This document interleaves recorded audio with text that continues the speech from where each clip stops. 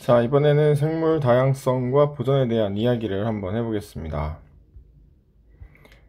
자, 볼까요?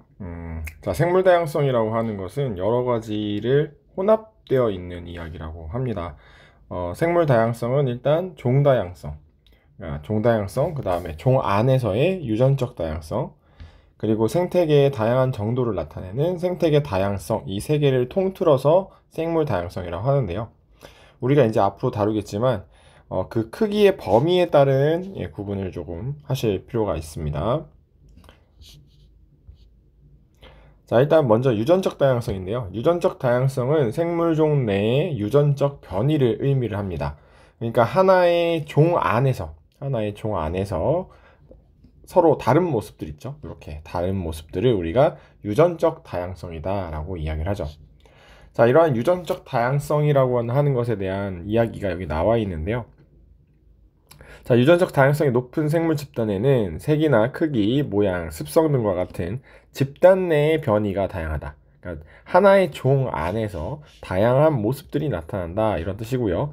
이런 아이들이 급격한 환경 변화에 적응할 수가 있다, 이런 거죠. 자, 유전적 다양성을 한번 정리를 해보면 이렇습니다. 같은 종이라 하더라도 하나의 형질을 결정하는 유전자가 서로 달라 다양한 형질을 나타내는 것을 의미합니다. 하나의 형질에 대한 유전자의 종류가 다양할수록 유전적 다양성이 높다라고 얘기를 하고요. 유전적 다양성이 높을수록 급격한 환경 변화에 적응하며 살아남을 가능성이 높다, 이렇게 얘기를 하죠. 자, 이러한 유전적 다양성 부족의 문제에 대한 예시들이 몇 가지가 있습니다. 일단 아일랜드의 그 감자인 마른병이 있는데요. 이 감자라고 하는 것 자체가 씨앗 감자를 이용을 해서 감자를 키우기 때문에 일반적으로 유전적으로 동일한 감자들이 계속 나오게 되고요. 다른 종의 감자가 없었기 때문에 감자인 마른병이 유행하면서 아일랜드에 대규모 기아가 발생하는 아주 큰 사건이 있었습니다. 자, 그거와 동시에 바나나도 있죠. 과거 그루미쉘 종은 파나마병 때문에 멸종을 했어요.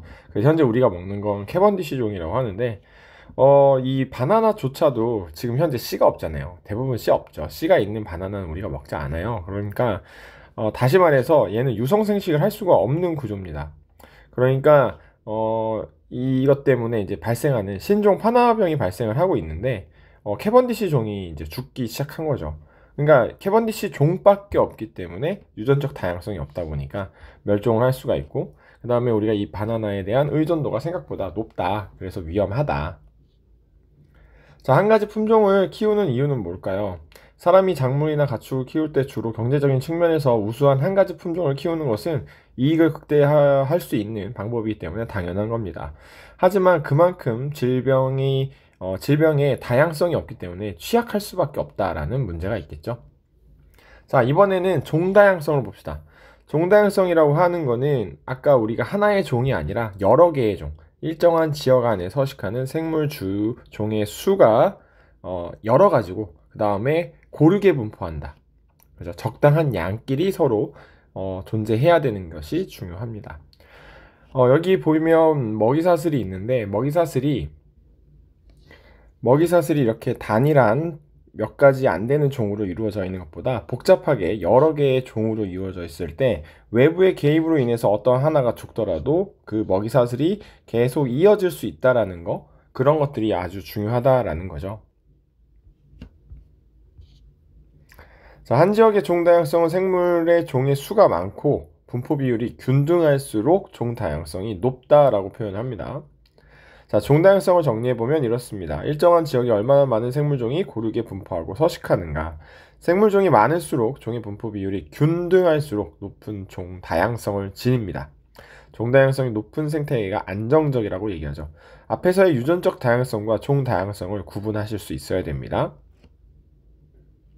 자, 이번에는 생태계 다양성인데요. 생태계의 다양성은 말 그대로 그냥 여러 가지의 생태계가 우리 주변에 존재하는가, 이것을 물어보는 아주 간단한 내용이 됩니다. 자, 생태계의 환경이 복잡할수록 당연히 다양한 생물이 서식할 수가 있겠죠? 종다양성이 된다는 얘기입니다. 그죠? 그러면 먹이 그물이 촘촘할수록 생태계의 안정도는 높아지고, 그리고 그 종들이 결국엔 유전적 다양성을 가질 거기 때문에 생태계 다양성이라는 말은 종다양성, 유전적 다양성, 그 다음에 생태계의 다양성까지 모두 포함하는 이야기다라는 뜻이 되겠습니다. 자, 여기 예시가 있는데요. 가와 나 지역의 두 지역의 종다양성을 비교를 해보는 거죠.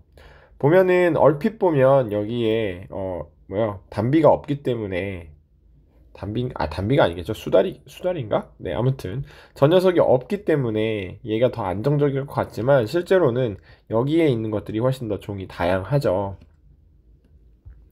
그 결과물이 여기 이렇게 써 있습니다. 가 지역과 나 지역에 살고 있는 동물의 전체 개체 수는 같아요. 숫자는 같지만 종의 수는 가 지역이 더 많아요. 여러 가지 종이 있다는 거죠. 그 다음에 종의 분포 비율도 가 지역이 더 균등하기 때문에 생물 다양성이 더 좋은 곳은 가 지역이다. 이렇게 판단을 낼 수가 있습니다. 자, 생물 다양성 보존 방향인데요. 자, 우리는 그만큼 이제 생물 다양성이 우리에게 밀접한 영향을 주고 있다라고 할 수 있겠죠. 사람이라고 하는 것 자체가 생태계의 일부분이기 때문에 얘기도 그러는데요.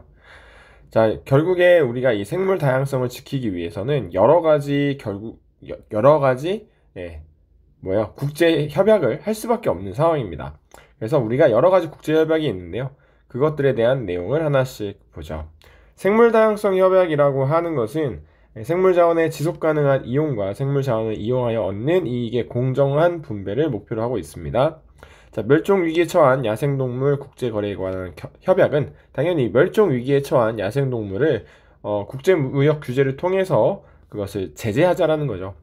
물새 서식처로서 국제협약으로 중요한 습지에 관한 협약, 람사르 협약이라고 해요.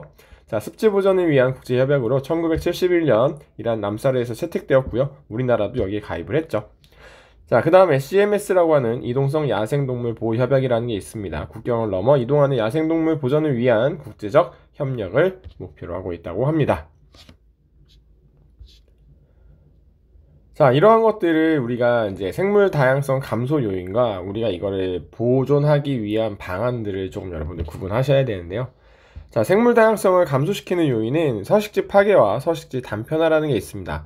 자, 이 서식지 단편화에 대해서는 여러분들 꼭 문제를 풀어보시길 바래요. 어떤 의미인지는 보시면 생각보다 쉬울 겁니다. 그래서 이런 단편화를 막기 위해서 뭐 생태통로 이런 거 만든다 라고 돼 있을 거예요, 아마. 그 다음에 불법 포획과 남획 이런 것들도 당연히 위험한 거고요. 외래종 유입 당연히 우리가 막아야 됩니다. 그리고 환경 오염에 따른 기후변화가 일어나기 때문에 결국엔 이러한 것들이 모여서, 이거 말고도 여러 가지가 있겠지만 이런 것들이 모여서 생물 다양성을 감소시키는 요인이 된다 라고 이야기를 합니다. 자, 그렇다면 우리는 어떻게 하면 사회적인 노력을 해야 할까요? 자, 일단은 국제협약을 통해서 막을 수가 있겠죠. 여러 가지 뭐 있습니다. 생물 다양성 협약, 람사르 협약, 기후변화 협약 뭐 여러 가지 있었죠. 그 다음 뭐였죠? 네, 뭐 이렇게 아무튼 여러 가지 있습니다. 그 다음에 친환경 농업을 도입한다라고 하는 것은 농약 같은 화학약품을 쓰지 않기 때문에 아무래도 더 친환경적일 수가 있겠죠.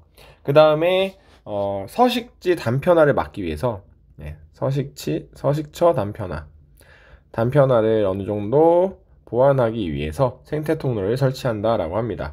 길 같은 데 보면은 가운데 이렇게 연결되어 있는 통로 있잖아요. 그렇죠? 요렇게 아마 되어 있는 거 보신 적 있을 거예요. 요런 것들을 우리가 생태 통로라고 합니다. 하천보건과 생태 도시를 조성하자, 이런 이야기들이 있네요. 그 다음에 외래종을 규제하자, 이런 것들이 있습니다. 자, 뭐 요거는 넘어가고요. 네, 자, 오늘은 여기까지입니다.